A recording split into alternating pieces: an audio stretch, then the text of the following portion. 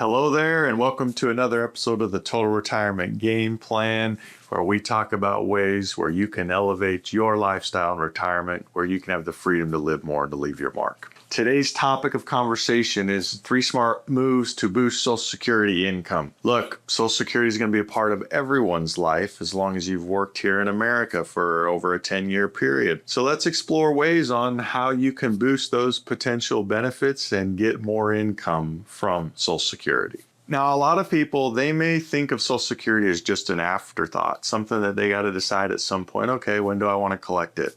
But in reality, this is one of the biggest sources of most reliable income that people are going to have in their retirement. It may be simple, right? Or we may look at it as simple, but what are some key things that we need to know?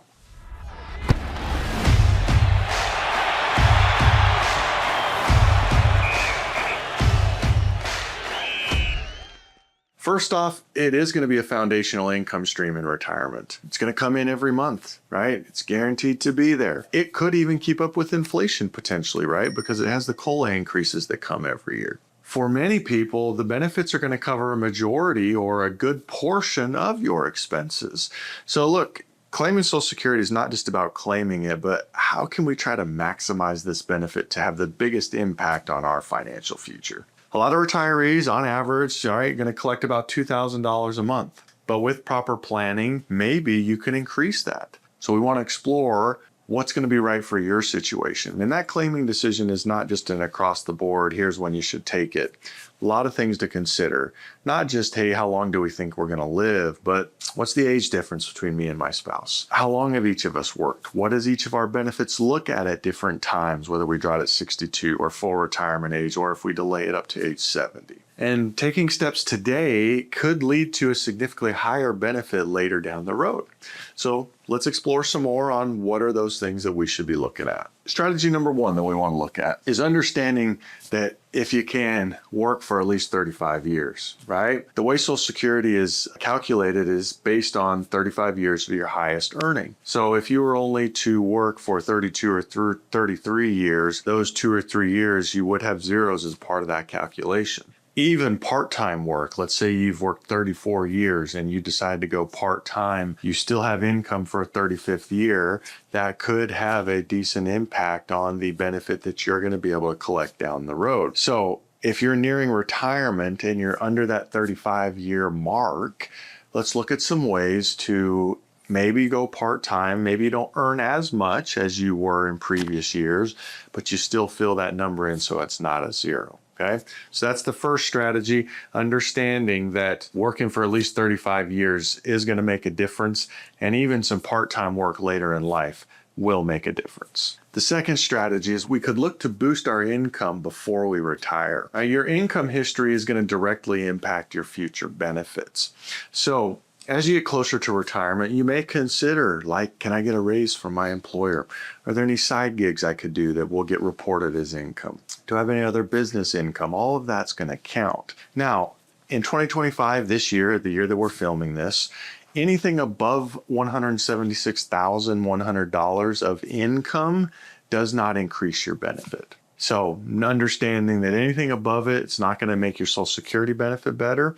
Now, obviously, making above that means you may be able to save more in your own personal accounts or other strategies that you're using to boost your potential income and ability to live more in retirement. So we discussed that income limit doesn't increase the benefit, but again, earning more may still help your personal retirement savings. The third, last but not least, strategy we want to talk about is delay if you can. Look, you can file as early as 62, but for every year you file before your full retirement age, between the age of 66 or 67, depending on the year you were born, you're going to see about a 5 to 7% reduction on what you would receive at full retirement age. So you can file as early as age of 62, but those benefits are going to be reduced. Your full retirement age is 67 for those born in 1960 or later. For each year that you delay after full retirement age, you get an automatic 8% increase on that benefit.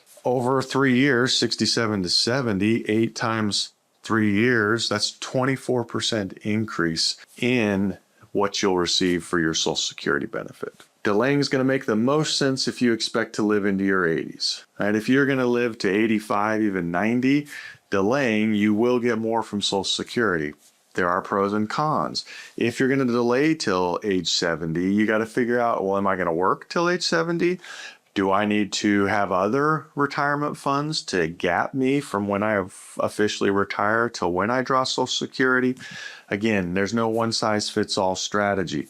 That's why we recommend always working with a professional to talk about, what do you want your plan to look like? What's the purpose for you in retirement? How do you want to live more and leave your mark? How do we build a plan to help accomplish that purpose? And then what are the strategies? How are we going to allocate your portfolio that supports your plan and supports your purpose?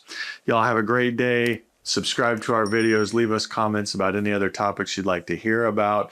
Reach out to our team if you'd like any help. We're here so that you can live more and leave your mark in retirement. Thanks for joining us. We'll see you.